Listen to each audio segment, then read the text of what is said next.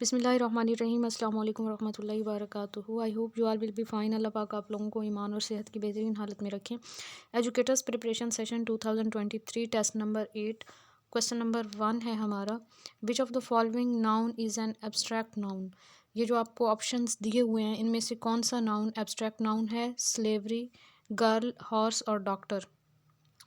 जी, इसमें हमारे पास ए option correct है, क्योंकि एब्स्ट्रैक्ट नाउन ऐसे नाउन होते हैं जिनको हम सेंस तो कर सकते हैं लेकिन टच नहीं कर सकते। तो आपके पास फर्स्ट ऑप्शन करेक्ट है। क्वेश्चन नंबर 2 है हमारा। Book, pen, room and tree are. Book, pen, room और ट्री क्या हैं? Common gender, feminine gender, neuter gender और none of these. C option correct है हमारे पास, न्यूटर जेंडर, क्योंकि इसमें कोई मुज़क्कर मुअन्नस नहीं आते book, pen, room and tree में। Question number 3, ask her if she has finished her homework, which is the auxiliary verb. Ask, finished, has और हर। तो इसमें जो ऑक्सिलरी वर्ब है वो आपके पास है हैज़, मीन के हेल्पिंग वर्ब। यहाँ पे आस्क और फिनिश्ड भी वर्ब हैं लेकिन ये हेल्पिंग वर्ब नहीं है, ये हमारे मेन वर्ब होंगे। और हर जो है वो वर्ब नहीं है बल्कि वो प्रोनाउन है। Question number 4, which is the base form of the verb. Verb की इनमें से बेस फॉर्म कौन सी है? एम, बी, वाज और वर। बी जो है वो बेस फॉर्म है, बी। एम, वाज, वर सब की जो है बी बेस फॉर्म है। इज़, एम, आर होता है ना, तो इज़, एम और आर तीनों की जो बेस फॉर्म है वो बी होती है। Question number 5, a gerund is a noun form created by. Noun की फॉर्म है जेरेंड, जिसे बनाया जाता है by adding dash to the base form of verb. क्या चीज़ हम ऐड करें वर्ब की बेस फॉर्म के साथ कि हमारे पास जेरेंड बन जाता है?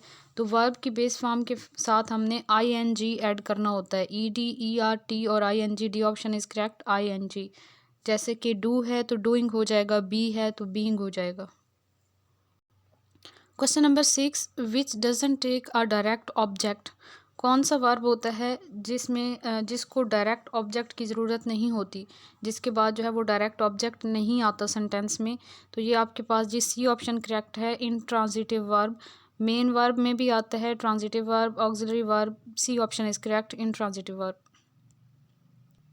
Question number 7, you should try to eat more fruit, which is the modal verb. Modal verb कौन सा है? जब हमने वर्ब के बारे में पढ़ा था तो हमने वर्ब की सारी टाइप्स पढ़ी थी। यहाँ पे ऑप्शंस है हमारे पास ट्राई, शुड, ईट और फ्रूट। आपके पास जी बी ऑप्शन करेक्ट है, शुड जो है वो मॉडल वर्ब की एग्जाम्पल है। Question number 8, plural for soprano. इस वर्ड का हमने प्लूरल बताना है। अब अगर इसको देखा जाए तो मोस्टली स्टूडेंट्स क्या करेंगे कि इसके एंड पे ओ है, तो आपने पढ़ा होगा जिनके एंड पे ओ आ जाता है, जिन वर्ड्स के एंड पे या फिर एक्स आ जाता है या सी एच वगैरह आ जाता है, ये एक रूल पढ़ते हैं हम इंग्लिश में कि उनके एंड पे हम ई एस लगा देते हैं। तो मोस्टली स्टूडेंट्स जो हैं वो ए ऑप्शन को करेक्ट कर देंगे। लेकिन यहाँ पे कुछ जो है एक्सेप्शंस होती हैं, और जब मैंने आपको ये वाला लेक्चर दिया था तब मैंने आपको ये बात समझाई थी कि आप लोगों ने जो है ना एक्सेप्शंस को अच्छी तरह याद करना होता है, क्योंकि मोस्टली क्वेश्चंस जो होते हैं वो एक्सेप्शंस में से आ जाते हैं। तो जो हमारे पास फॉरेन लैंग्वेजेस के वर्ड्स होते हैं, जैसे ये वर्ड जो है सेप्रेनो, ये भी जो है वो फॉरेन लैंग्वेज का है, तो इसके एंड पे जस्ट ई का इजाफा, सॉरी एस का इजाफा होगा, ई एस का इजाफा नहीं होगा। तो बी ऑप्शन हमारे पास करेक्ट होगा, ना कि A option. Question number 9, a और an is not used with. A और एन को हम किसके साथ यूज़ नहीं करेंगे? फर्स्ट ऑप्शन है orange and pencil, second option notebook and football, C option है car and cat, D option है मनी एंड एयर। किसके साथ हम ए या एन का यूज़ नहीं करेंगे? तो इसमें हमारे पास डी ऑप्शन करेक्ट है, money and air. Question number 10, how many basic components of computer. Computer के बेसिक कंपोनेंट्स कितने हैं? 2, 3, 4 और 5। 4 आपके पास करेक्ट आंसर है, सी ऑप्शन इज़ करेक्ट। कौन कौन से 4 बेसिक कंपोनेंट्स हैं? फर्स्ट पे आ जाता है जी हमारे पास sending device, second receiving device, third communication devices आ जाती हैं, और लास्ट जो है वो ट्रांसमिशन मीडियम। तो ये 4 बेसिक कंपोनेंट्स होते हैं कंप्यूटर के। Question number 11, transmission media is wired, wireless, both A and B और डी ऑप्शन है सर्वर। तो सर्वर जो होता है वो तो एक कंप्यूटर होता है, ठीक है, पावरफुल कंप्यूटर होता है, तो सर्वर तो बिल्कुल भी नहीं होगा इसमें ऑप्शन। तो बाकी जो हमारे पास ऑप्शंस बच जाते हैं, ट्रांसमिशन मीडिया जो हैं वो दो तरह के होते हैं, वो वायर्ड भी हो सकते हैं, वायरलेस भी हो सकते हैं, तो सी ऑप्शन हमारे पास करेक्ट है, both A and B. Question number 12 में हमें कुछ नेटवर्क्स बताए हुए हैं, नेटवर्क्स के नेम बताए हुए हैं, और ये पूछा हुआ है कि which network extends to a city, LAN, dial up modem, वैन और मैन। इनमें से कौन सा नेटवर्क है जो कि एक सिटी को कवर कर सकता है, ठीक है। इसमें जी आपके पास डी ऑप्शन करेक्ट है, मैन, मेट्रोपॉलिटन एरिया नेटवर्क। ये जो है एक सिटी तक एक्सटेंड करता है, और जो वैन है वो वर्ल्ड वाइड हो सकता है, मीन कि वो पूरी दुनिया को ऑन द होल पूरी दुनिया में प्रोवाइड कर सकते हैं हम ये नेटवर्क। और लैन जो है ये लोकल एरिया नेटवर्क होता है, जो कि जस्ट किसी बिल्डिंग तक या दो बिल्डिंग्स के दरमियान हो सकता है, या थोड़े से एरिया तक जो है ये हो सकता है।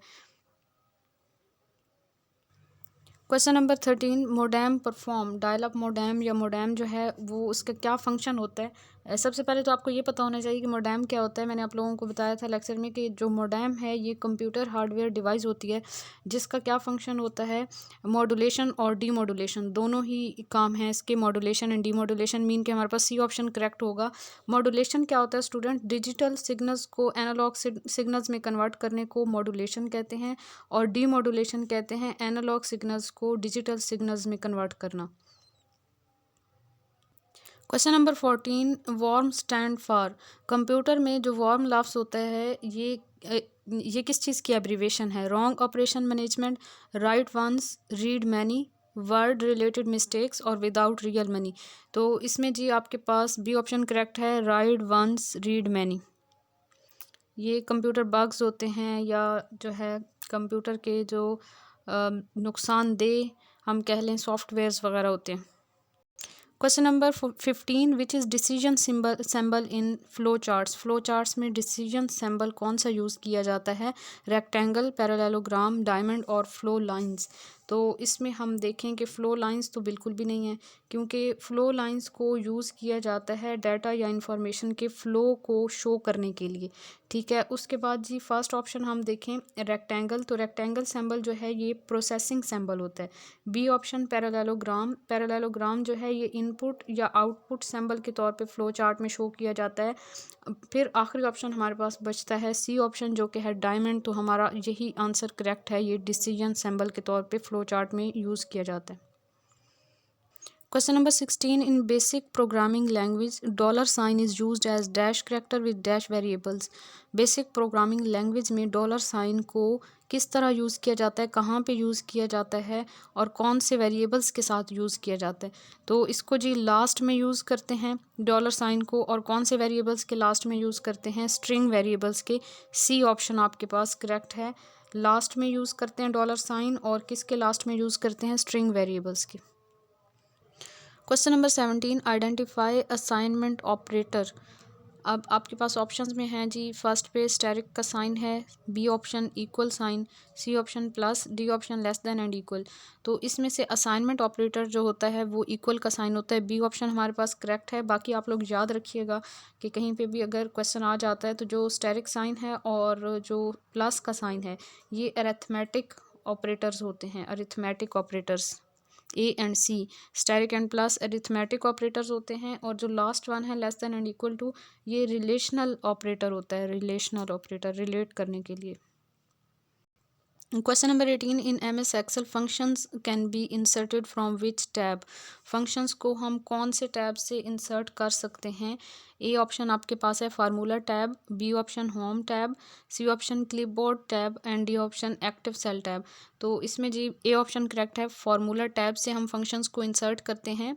होम टैब से हम बॉर्डर वगैरह, बैकग्राउंड वगैरह और भी बहुत सी चीज़ें जो हैं इंसर्ट कर सकते हैं, लेकिन क्लिपबोर्ड टैब नहीं है, ये आपके पास टेम्परेरी स्टोरेज एरिया होता है।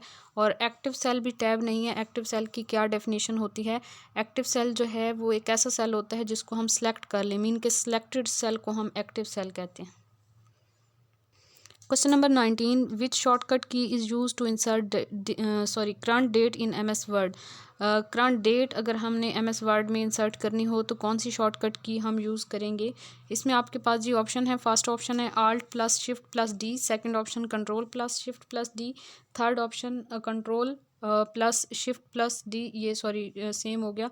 उसके बाद लास्ट ऑप्शन है Control+& तो इसमें हमारे पास ए ऑप्शन करेक्ट है, Alt+Shift+D, ये ऑप्शन करेक्ट है। लेकिन क्या पूछा हुआ है क्वेश्चन में, MS वर्ड में अगर हमने करंट डेट इंसर्ट करनी है तो हम कौन सी शॉर्टकट की यूज़ करेंगे, ये वाली Alt+Shift+D। और अगर हमने एक्सेल में करना होगा, अगर करंट डेट को इंसर्ट करना होगा एक्सेल में, तो फिर Control+& ये वाला डी ऑप्शन करेक्ट होगा अगर एक्सेल का पूछेंगे। और अगर वर्ड का पूछेंगे तो फिर आप ए ऑप्शन करेक्ट करेंगे। Question number 20, low level languages are, low level computer languages कौन कौन सी हैं। C++, Java and C++, Java and Python. और डी ऑप्शन है मशीन एंड असेंबली। हमारे पास जी डी ऑप्शन करेक्ट है। मशीन एंड असेंबली लैंग्वेजेस जो हैं ये लो लेवल कंप्यूटर लैंग्वेजेस हैं। बाकी ये जो सारी एग्जांपल्स हैं ये हाई लेवल कंप्यूटर लैंग्वेजेस की हैं। तो ये हमारा टेस्ट था। आई होप आप लोगों ने ज़रूर कुछ ना कुछ गेन किया होगा यहाँ से। और अपनी फील्ड में मेहनत करते रहें। अल्लाह पाक आप लोगों को कामयाबियाँ अता फरमाएं। कभी भी गिव अप नहीं किया करें, हमेशा जो है कंसिस्टेंट रहें, क्योंकि मुस्तकिल मिजाजी अल्लाह ताला को बहुत ज़्यादा पसंद है। अपनी दुआ में याद रखिए। जज़ाकल्लाहु खैर। अल्लाह हाफ़िज़।